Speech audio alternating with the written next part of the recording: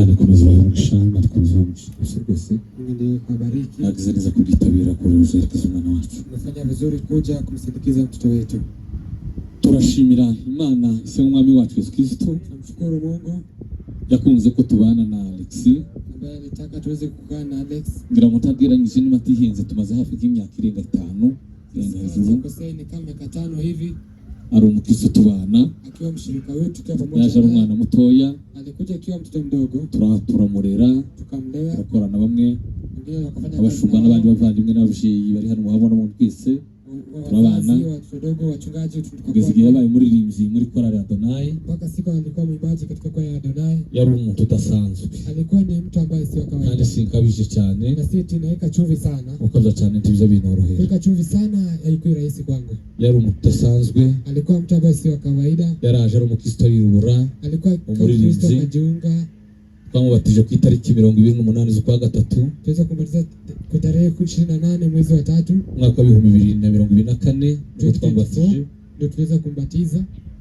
None nakomeza umurimo w'Imana na baada akaendelea kazi ya Mungu. Nyuma yaje kuguma kurwara, atangira kurwara kugeza yagiye mu Rwanda kwivuza, hapa akaendelea kuugua mpaka pale hivi Rwanda saragaruka hano, kisha karudi tena none nakomeza kwivuza, akaendelea kupokea matibabu biyo ko Imana bishatse kama vile Mungu alipenda, aratahuka akaweza kumchukua. yagiye ejo bundi ku itariki 4 aliyefariki tarehe 4 ukwezi k'8 mwezi wa 8 muri uyu mwaka. Kwa mwaka huu byo twavuga kuri Alex ni byinshi cyane, na yale ambayo tunasema kwa kijana wa Alex ni mweruka jewe no muvuga ibitu byinshi n'undi wese umujisha kibinafsi, anasema mengi na pia mtu mwingine pia. yari umwana w'ibyishimo, alikuwa mtoto wa furaha, warangwa guhurwa aseka gusa, alikuwa anadhirisha tu na kucheka. yagerageraga ibyishimo cyane, iyo mwegerageje cyose yahoraga yishimye cyane, alikuwa na furaha na ukimkaribu ilikuwa tu hiyo furaha. Cha kabiri pili, yakunda gitorero cyane n'umurimo w'Imana, alikuwa anapenda kanisa na pia kazi ya Mungu. arinze apfa akiri muri korali, amefariki bado angali kwenye kwa. Ndetse hageze igihe kimwe yagiye agenda afite intege nkeya, kuna wakati alifika akiwa na udhaifu, ariko nanone yakomeje kwihangana, lakini baada anaendelea kuvumilia kugeza Imana imusaruye, tangu Mungu amemchukua. Alex yari urugingo rukomeye mu itorero, alikuwa kiungo kikubwa katika kanisa, komeye cyane kuko tubivuze, kiungo kikubwa sana. kumubura twabuze urugingo rukomeye, kumkosa tumekosa kiungo kikubwa, ariko itorero mwihangane mukomere, umuryango ukomere mwihangane. Ikindi cyongeyeho nanone tukuje gutanga amagambo maremare, ingine bila kusema neno mengi, tuzi kuko Alex yagiye mu ijuru, tunajua Alex ameenda mbinguni, kandi byiringiro byacu na tuna matumaini yetu ko umunsi umwe tuzomubona, ni kwa siku moja tutamuona, kandi nitumubona na tena tukimuona tuzishima, tutafurahi. Ni makeya kwa machache kwihanganisha abantu bose, ni kuweza kuwapa kwihanganisha umuryango mwene data, sinzi bagukanye natwe Mbonigaba, sinzi niba ari hano hafi ubagaranye natwe na madame, badashoboye tambukana rwose aweze kupita hapa. Mbonigaba ni umudiyakoni mu itorero, Mbonigaba ni mshemasi katika kanisa, niwe se wabo ni wari umureze, yeye ndo akaka ambaye alikuwa anamlea, umuzeye mu mubiri niwe wari umufite, natwe umuzeye mu mwuka tukamugira, alikuwa mzazi katika mwili, mzazi katika kiroho. Komera wihangane, tako twese tutageze kugira ngo Alex garuke ko tuzakunze, hakuna kitu Imana twabishatse. Komera umuryango wihangane, turi kumwe, imarike tukomeze, torero mwihangane mukomere, kanisa vumilie, umuryango mukomere, familia vumilie, uko mukomere.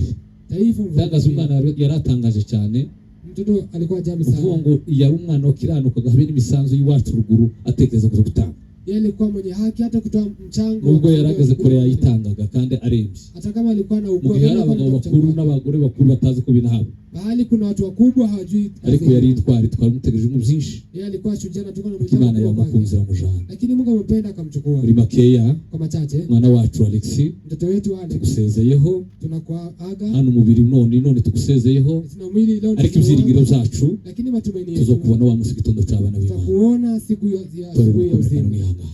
Murakoze mwicare. Asante sana, mmechukua nafasi zenu.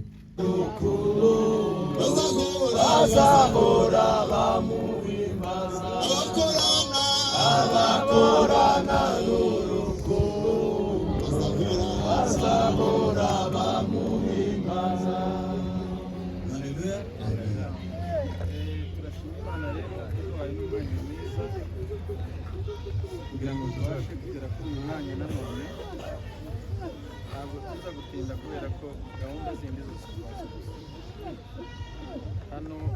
Ni gahunda y'umuhango nyirizina, kubera ko ibindi zose twabikoze gusa dukomeje gutanga mbere nk'uko twabivuze kuva kare dukomeje gutanga amore imiryango yose umwana ndetse n'itorero muri rusange mwese abantu mwihangane. Urupfu ni ikintu gikomeye cyane,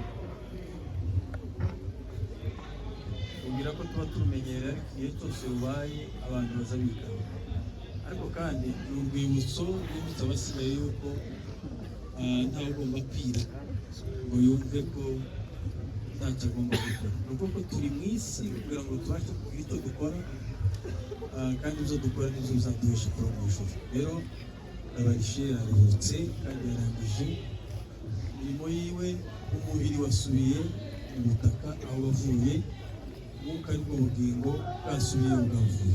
Hasigaye twebwe abakiriho ni twebwe tugomba kwiga.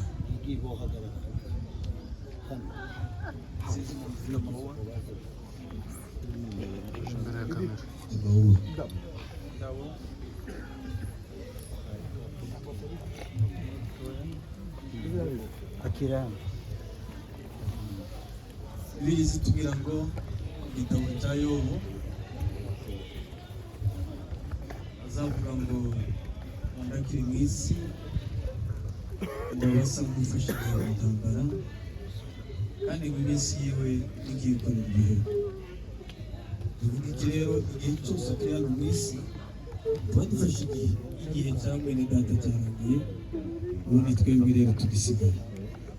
Bibiliya zitubwira ngo uko niko kuzuka ko bapfuye kuri,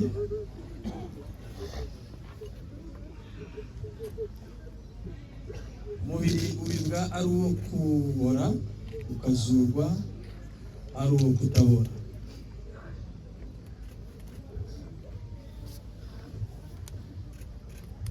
Ubibwa ufite igisuzuguriro, ukazazurwa ufite ubwiza. Ubibwa utagira intege, ukazazurwa ufite imbaraga. Ubibwa ari umubiri wa kavukire, ukazazurwa ari umubiri w'umwuka. Niba hariho umubiri wa kavukire, hariho n'umwuka imbere. Ndabizi ko Ndabarishye yamaze kugera aho yavuye. Hasigaye bashumba bashyiramo indabo umuryango bakomeza gahunda.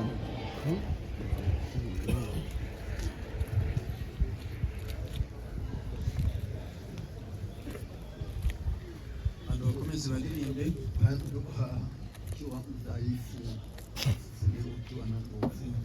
kwa neema kubwa kabisa tumekubaliwa na Mungu, kwa neema kubwa zaidi twapata kumutumikia, kuishi kwa ajili ya Yesu yote ya dunia hii.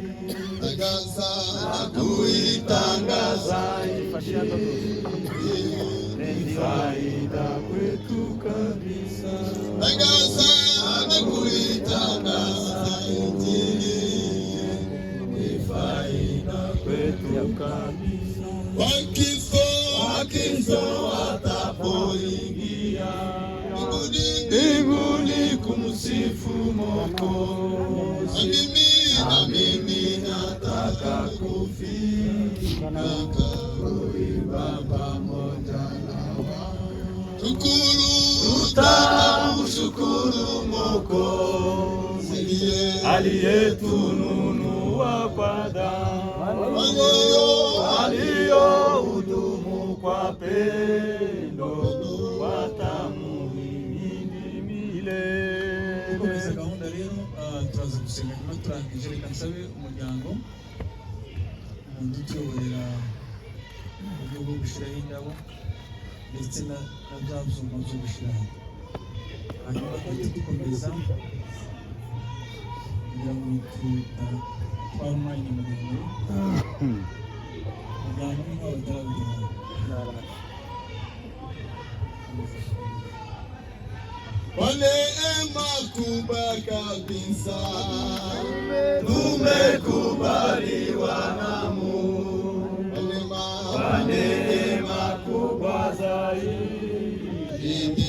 wapata kumtumikia. Kuishi kwa ajili ya Yesu kati yote ya dunia hii, na kuitangaza Injili ni faida kwetu kabisa. tangaza na kuitangaza Injili Ni faida kwetu kabisa. ugawa Kristo azinjira ijuru kumushimukiza. babanza ibyuma abafundi bagenda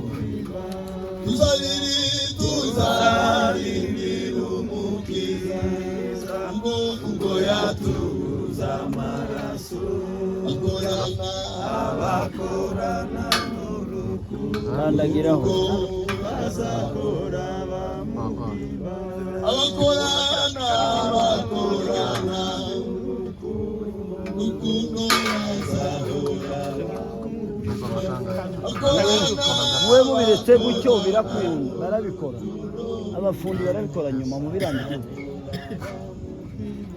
abakorana urukundo bazahora walio hudumu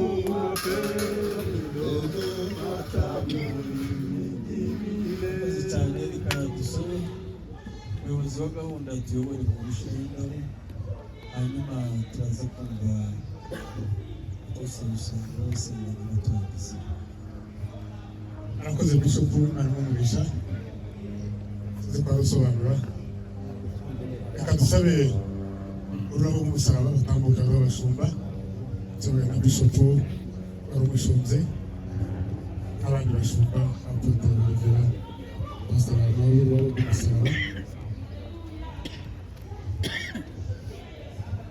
nyuze hano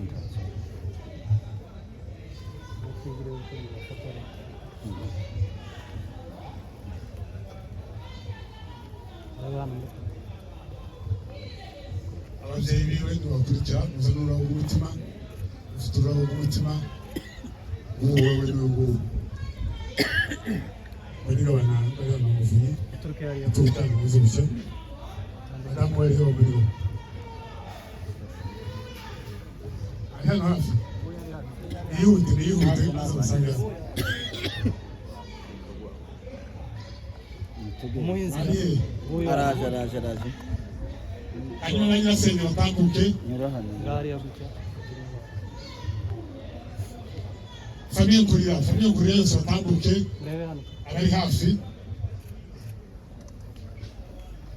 famiye kurira abari hafi batambuke hariya uruzo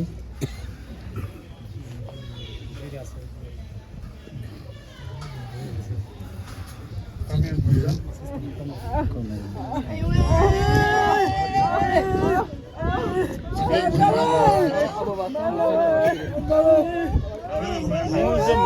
muze mushire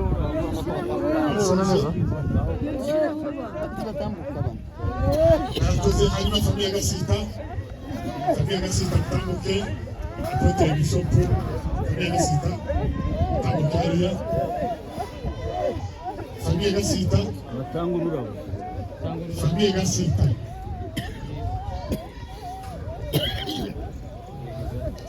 turakurikiza kugira ngo basengenge abari hafi ba nyirarume.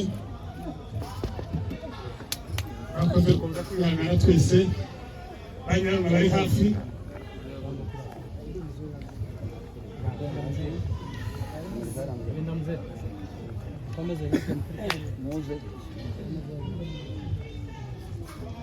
ba nyirarume mukomeze mwihangane mukomere rwose urumishwa ntibyoroshye ariko kandi niko bimeze.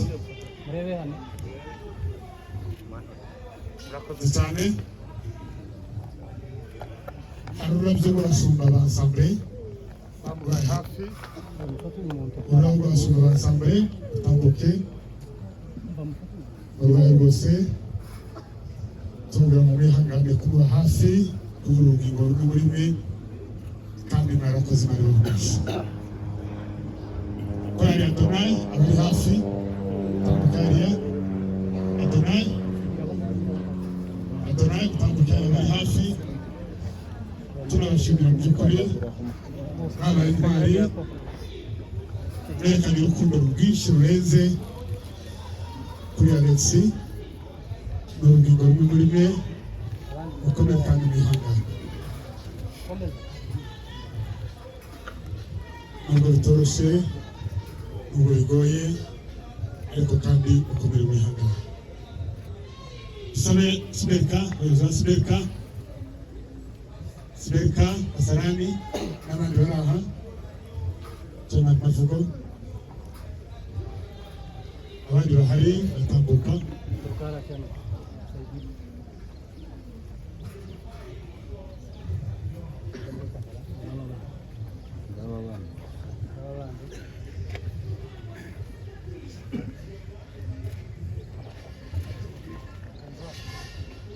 Reka nsabe urubyiruko rw'Agasita, abantu bake bari hano, urubyiruko rw'Agasita turabashimira mu by'ukuri muri kiriyo barakoze.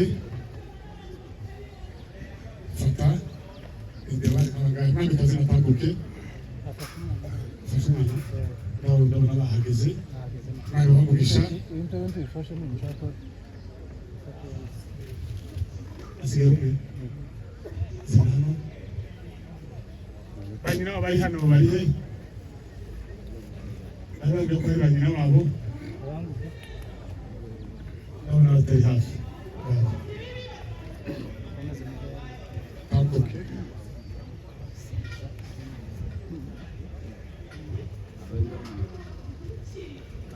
mukomeze kwihangana kuko rero mwende gushyira hasi mbere hano. Imana bamugisha reka dusubize itorero. Gahunda yindi turayikomeza twaba twicaye, buri muntu asubire mu byicaro kandi twe guhagarara hano tugende twicare kugira ngo tuze gusoreza rimwe.